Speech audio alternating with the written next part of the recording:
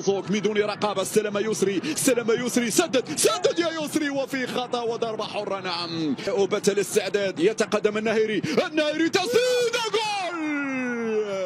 التسديده والهدف الثاني، صاروخ رجاوي، محمد النهيري يزور الشباك. نعم، الغينية 2-0، يمينية قوية، صاروخ عابر للقارات بقدم محمد النهيري، وذكريات الشامبيونز وذكريات الاهداف العالميه. هو غينيا، حذاري من التسديد، للفريق الاخضر، وتسديد ومن دون مشاكل لفريق الرجاء، لكن رغم التقدم بهدفين مقابل شيء، لكن وجب كذلك اعطاء من مارس في العاصمه الماليه باماكو.